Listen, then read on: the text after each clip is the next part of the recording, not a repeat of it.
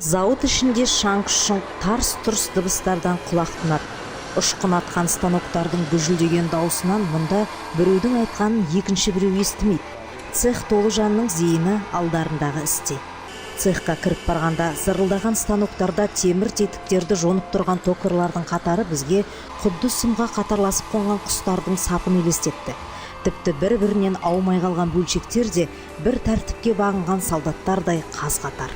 Темірден түйін түйген токарлардың саусақтарының қимылына көз ілеспейді. Біз қайнаған тірліктің ортасында тұрып, темір жонушылардың хас шебері атанған маманды көрсетуді сұрағанымызда, жол бастап барған цех механигі сізге керегі осы жігіт болуы керек, есімі Жолдаспай деп таныстырды. Жолдаспай Шапағатов 2006 жылдан бері Қаламқас мұнайгаз өндірістік басқармасына қарасты пайдаланыстағы жабдықтарды прокаттау жөндеу цехында темір жонушы болып жұмыс істейді.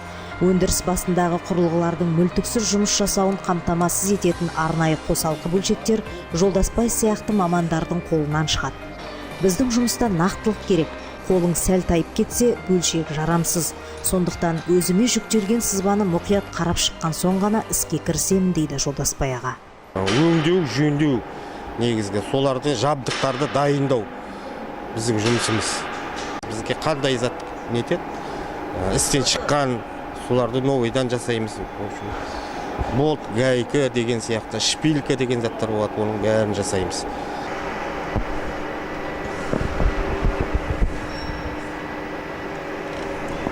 Міне жаңа ғана Жолдаспай ағамыздың қолынан жерасты сораптарын ұстап тұратын тетік өндіріліп шықты.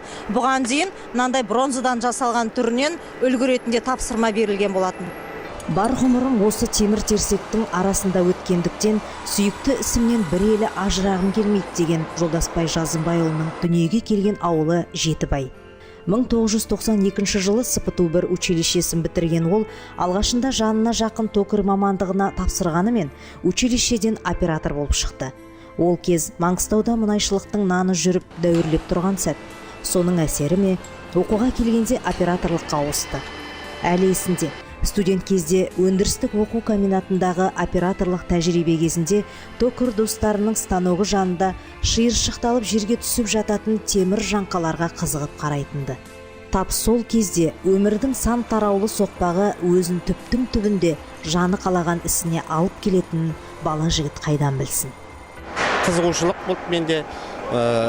Ең бірінші жұмысқа келген кезімде мына цехқа осындай слесарь болып орналастым. Сол осындай цехта, токарный цехта жұмыс жасап жүріп, сол цехтан сосын жайлап өзім қызығушылықпен мына токарьға үйреніп, сол жердегі жігіттерді көмектесіп, үйретіп, сосын сондай немен ары қарай қағаз алып үйреніп сөйтіп кеттім. Жолдаспай Жазымбайұлы 10 жылдан астам станоктың жанында тапжылмай тұрып жинаған тәжірибесімен Маңғыстау мұнайгазға келеді. Ал бүгінде мамандығын бүге-шүгесіне дейін меңгерген 5 аспап маман ретінде кәсіпорында үлкен абыройға ие. Ол механикалық цех осы өндірістің жүрегі деп айтуға болады. Осы жерде барлық өндіріске керекті жабдықтардың детальдары жасалады. Осының сол өндірістің тоқтап қалмауына үздіксіз қызмет жасап жатқан осы темір жонушылар, токарлар деп айтамыз. Соның ішінде осы белді жұмыскеріміз осы Шапағатов Жолдаспай өзі білікті, берілген тапсырманы уақытында орындайтын өз мамандығының иесі деп айтуға болады ол жігітті. Және коллективтің арасында өте сыйлы, білікті болғандықтан осы соңғы келген өзімнің әріптестерін үйретіп, соған баулып, жақсы жағынан көрініп жүрген азамат. Білікті маман отбасында да өнегесі мол әке. Шаңырақта жөргегінен кісілік пен адамгершіліктің қағидаларына тәрбиеленген 4 бала ер жетіп жатыр. Шағын хабарымызға кейіпкер іздегенімізде ағаны ұсынған басшының адамның төресі дегені жайдан жай емес екенін сабырлы, сөзге сараң Жолдаспай Жазымбайұлымен кездесу барысында ұқтық. Бұл әулетте тектіліктің табы бар. Ол қоғам қайраткері, Ақберен Азамат, Сайын Шапағатовты берген қара шаңырақтан тараған ұрпақтың бір бұтағы, жақсы ауылдың баласы. Сонау 1966-1971 жылдары Жетібай кенішіндегі Маңғышлақ нефт бірлестігінде еңбек етіп, Жетібай мұнайын игеру тарихында 240 тонна қара алтын берген бригаданың жетекшісі Сайын Шапағатовтың өмір жолы қайраткерлікпен ұштасса, ағасының жолын қуған Жолдасбайдай азаматтың еңбек жолы да абыройлы жалғасуда. Ақ жарқын мінезімен ұжымда сыйлы. Шапағат Жолдасбай көптен жұмыстасыз. Жақсы жігіт, жақсы жағынан беделді жұмыс жасап көрініп отырған азаматтың біреуі ол.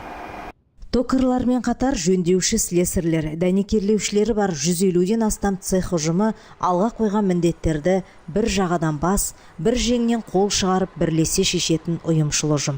Өз ісінің хас шеберлері жұмыс жасайтын цех бірліктің биік үлгісін көрсетіп келеді. Еңбектің қанатына талмай мінген осындай ұжымға тек табыстар тілейміз.